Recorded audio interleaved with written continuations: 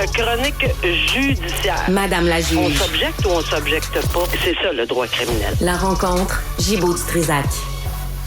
Nicole, bonjour. Bonjour, Benoît. Bon, faut faire attention, hein, quand tu te frottes à quelqu'un, là, tu commences une chicane.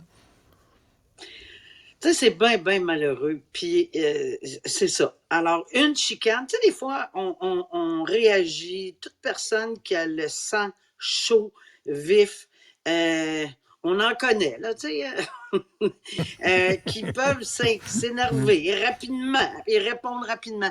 Ben là, c'est vraiment quelque chose qui est très, très désolant, mais c'est drôle parce que même moi oui, je prends, puis en auto, je fais attention parce que des fois, je trouve ça aberrant, mais je me dis, je sais pas si le véhicule à côté, la personne aimera pas l'espèce de klaxon, ou peu importe. Mais ici, c'est une chicane à l'extérieur d'un bar, pas d'un bar, d'un salon de barbier. Tu sais, la personne n'est pas contente, etc., s'en va, mais revient. L'individu est encore là et il tire en plein cœur.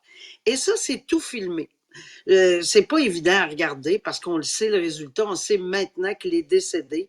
Sur le coup, tu penses qu'il va peut-être survivre parce qu'il marche encore, mais un peu, mais évidemment, là, on comprend. Et il y avait un procès qui a duré plusieurs semaines devant le jury.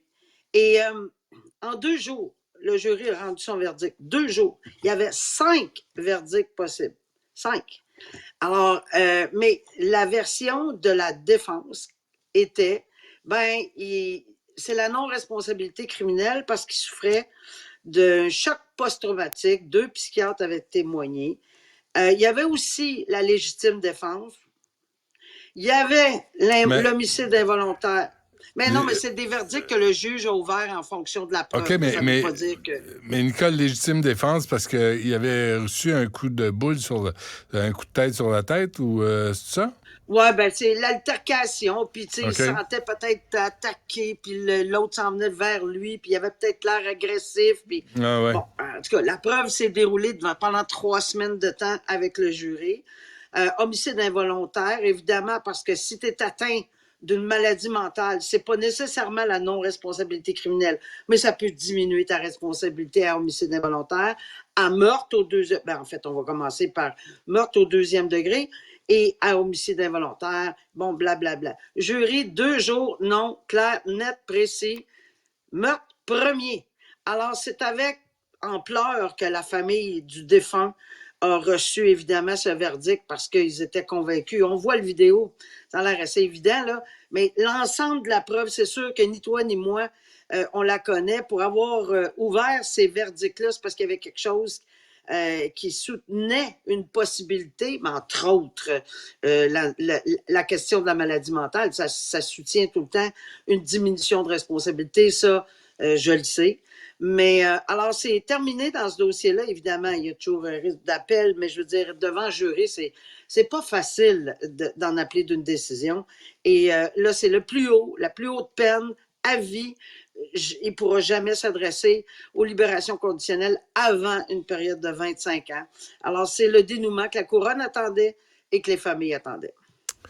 Bon, très bien. Et il y a une éducatrice spécialisée de Montréal qui a exploité sexuellement une élève pendant un bon bout de son adolescence.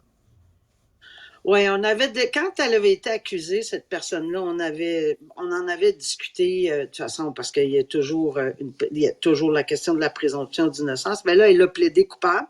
Alors, elle a plaidé coupable dans les circonstances à avoir si je me fie au texte, c'est évidemment des contacts sexuels, puis de l'avoir ramenée dans une situation où elle était un peu captive dans une relation qu'elle ne pouvait pas sortir. Selon la victime, là, elle ne peut pas s'en sortir. Elle avait entre 13 et 17 ans. C'est une éducatrice spécialisée. Et qui aurait exploité, qui a exploité cette jeune femme-là. Elle ne pouvait pas avoir de relations sexuelles à la maison chez elle. Pourquoi? Parce qu'elle avait un conjoint, donc elle louait une chambre de motel et entretenait des relations à l'extérieur. Évidemment, ça a duré longtemps là, quand même. Là. Et à un moment donné, la jeune fille dit, écoute, là, j'en pouvais plus. Et je pense qu'on comprend, tu sais, la situation dans laquelle elle se trouvait. Tu sais, c'est jeune, là, entre 13 et 17 ans Ouais. quand même, là. Et se faire exploiter, évidemment, la jeune fille, on peut pas, il n'y a pas de nom parce que on peut pas être mineur. Alors, c'est effectivement suite à ceci qu'on avait déposé des accusations. Je me souviens que ça a fait une tollée, là, tu sais, au niveau de l'éducation, puis dans le ministère de l'Éducation, parce qu'il y avait eu d'autres cas où on vivait avec des jeunes. Tu sais, ça n'a pas de bon sens, là, dans cette optique-là. Donc, elle a plaidé coupable. On demande une sentence, la couronne, de 4 ans et la défense demande 2 ans. Alors, c'est sûr que là, le tribunal va devoir sous-peser les facteurs. Et oui, il y en a. Elle a plaidé coupable, elle regrette, mais des regrets. Moi, j'ai rarement vu quelqu'un plaider coupable puis pas regretter, là. Tu sais, c'est un petit peu... ben oui, j'ai vu ça une fois, c'était complètement illogique, là, mais c'est parce que ça tenait pas la route. Mais, tu sais, je veux dire, si tu plaides coupable, c'est sûr que tu admets les gestes puis que tu fais en sorte que tu acceptes que tu vas recevoir une sentence. Et, ben, évidemment, on demande en défense 2 ans, mais elle admet sa responsabilité. Ça, c'est une chose. Est-ce que ça fait du bien à la victime? Probablement, parce que pendant toutes ces années-là, potentiellement, on imagine que elle l'a, tu sais, enrobée dans un discours qui la... Puis elle est vulnérable, la Ah ouais, jeune, là. Elle est très, elle très l'a endormi. vulnérable. Mais si ça avait été Alors, un homme, Nicole, là, tu sais, c'est rare même qu'on voit chose. ça des femmes. Non, mais c'est rare qu'on voit ça des femmes prédatrices Oui, sexuelles de cette oui, façon-là sur une adolescente de 13 à 17 ans. oui. C'est, est-ce que ça, penses-tu que ça joue dans le verdict? Non, je ne pense pas que la question de genre joue, pas du tout, parce qu'une agression sexuelle ou enfin, tu sais, dans un contexte sexuel où tu exploites une personne, une mineure, je ne pense pas. Évidemment que ça peut avoir de l'impact, mais ce qui peut avoir de l'impact, c'est le lien de confiance avec une éducatrice Ouais, spécialisée, ouais. en qui, parce que c'est sûr que si elle voyait possiblement, là, j'ai pas tout le détail, c'est qu'elle avait peut-être besoin d'aide. Puis c'est dans ce sens-là que ça, c'est un facteur qu'on va prendre en considération Hmm. lorsqu'évidemment cette jeune fille-là a besoin d'aide, si c'est le cas, et qu'elle est vulnérable, et qu'on ouvre la porte, tu sais, la tendresse, l'amour, la sexualité, ça peut aller jusque-là, mais avec une personne aussi vulnérable qu'une jeune adolescente, je pense que ça va être pris nettement en considération. Très bien. Nicole Gibault, merci. Bonne fin de semaine. Bonne fin de semaine. Au revoir. Salut.